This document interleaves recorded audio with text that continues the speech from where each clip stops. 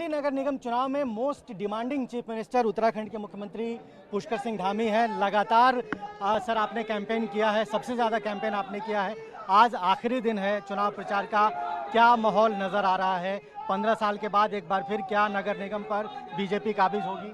नहीं, निश्चित रूप से यहाँ के लोग काम करने वालों लोगों को चुनेंगे, भारतीय जनता पार्टी को चुनेंगे। और जिन्होंने मोदी जी के नेतृत्व में आज पूरा देश जिस प्रकार से आगे बढ़ रहा है, जिस प्रकार से मान सम्मान स्वाभिमान पूरे देशवासियों का बढ़ा है, और दिल्ली के अंदर जो बहुत सारी योजनाएं जो शुरू होनी चाहिए थी, गरीबों के लिए आयुष्मान भारत योजना यहाँ प्रारंभ होनी चाहिए थी, यहाँ पर गरीबों को मकान मिलने चाहिए थे, यमुना जी की सफाई होनी चाहिए थी। और सबसे बड़ा काम कि यह पार्टी, आप पार्टी, जो भ्रष्टाचार का खात्मा करने के नाम पर सरकार में आई, सत्ता में आई, और इन्होंने भ्रष्टाचार गले गले तक जो है इनके भर गया है। कथनी और करनी में बहुत अंतर है। दिल्ली की जनता उसको देख रही है। मंत्री जेल में है, सत्येंद्र जैन जी के पास किसका पैसा है, यह भी बहुत बड़ा प्रश्न है। हवाला का वो पैसा किसका है, उसको लेकर आज केजरीवाल जी बहुत चिंतित हैं।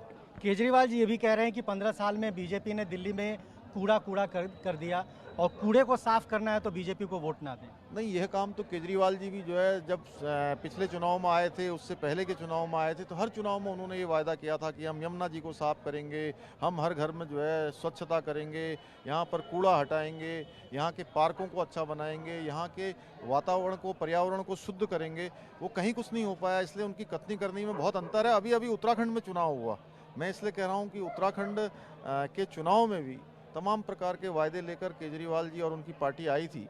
और मैंने तब भी कहा था कि उत्तराखंड के लोग बहुत स्वाभिमानी हैं, राम भक्त हैं, राष्ट्र भक्त हैं, इसलिए ऐसे किसी प्रलोभन में नहीं आने वाले हैं। दिल्ली की जनता ने भी इतने साल का शासनकाल केजरीवाल जी का देख लिया है, इसलिए प्रत्यक्ष को किसी प्रमाण की आवश्यकता नहीं है। इसलिए दिल्ली की जनता एमसीडी में एक बार पुनः यहाँ पर भाजपा की सरकार एमसीडी में बनेगी, और वह इसलिए भी बनेगी कि मोदी जी के साथ मिलकर एमसीडी और केंद्र की सरकार दोनों मिलकर दिल्ली के अंदर जो काम नहीं हो पाए, उन कामों को तेजी से आगे बढ़ाएंगे। तो आश्वस्त हैं आप दिल्ली नगर निगम में भाजपा की? निश्चित रूप से देखते जाइए। अब 4 तारीख की लोग प्रतीक्षा कर रहे हैं। आप देखिए, लोगों में अपार उत्साह है, गलियों में हो चाहे सड़कों पर हो। मैंने लगभग 35 से भी ज़्यादा सभाओं में यहाँ भाग लिया है, और सभी सभाओं में मैंने लोगों का यहाँ पर उत्साह देखा है, लोगों का मन पड़ा है, और मैंने उनके आंखों में जो झलक देखी है, वो 4 तारीख का इंतजार कर रहे हैं। 4 तारीख आए और भाजपा के प्रत्याशियों को वोट दें। एक सवाल सर उत्तराखंड से है। आपने यूनिफॉर्म सिविल कोड पर इनिशिएटिव लिया आपकी सरकार ने, और बहुत कठोर धर्मांतरण कानून भी आपने बनाया है।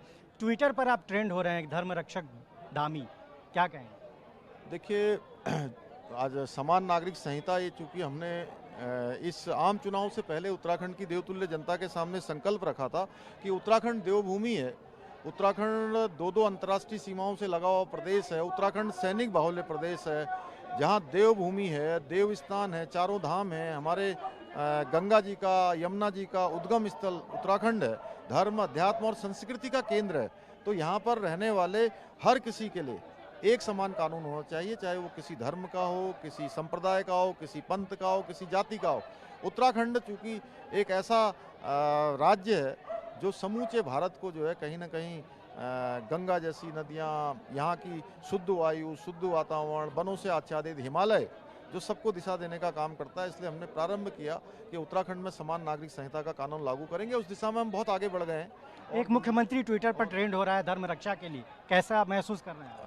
नहीं, देखिए, ये तो चूंकि अभी हम लोगों ने धर्मांतरण को लेकर एक कठोर कानून उत्तराखंड के अंदर बनाया है, क्योंकि यहाँ पर अनुसूचित जाति, जनजाति, हमारे ऐसे बहुत सारे लोग जो आदिवासी इलाकों में रहते हैं, बहुत पिछड़े इलाकों में रहते हैं, उनके बीच में कुछ लोग इस प्रकार से घुसकर प्रलोभन देकर, कुछ बरगलाकर, उनको झूठ और अपने जाल में फंसाकर लगातार धर्मांतरण, मतांतरण करवाते रहे हैं। और इसकी बहुत बड़े पैमाने पर शिकायतें आई हैं लोगों के द्वारा, लगातार इस बात पर चर्चा की गई है। इसलिए हमने तय किया है कि उत्तराखंड के अंदर हम सख्त कानून लाएंगे, और हम सख्त कानून विधेयक के रूप में लेकर आ गए हैं।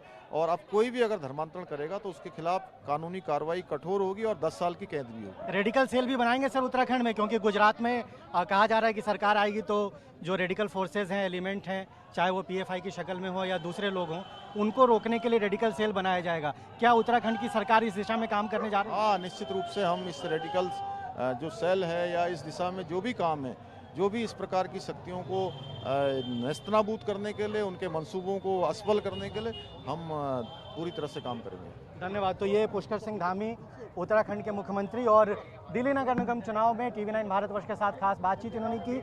और रेडिकल सेल बनाने की जो बात इस वक्त देश में चल रही है, एक नई बहस शुरू हुई है, उस पर भी उत्तराखंड के मुख्यमंत्री का कहना है कि इस दिशा में बहुत जल्दी वो काम करने वाले हैं और उत्तराखंड में भी रेडिकल सेल बनाया जाएगा।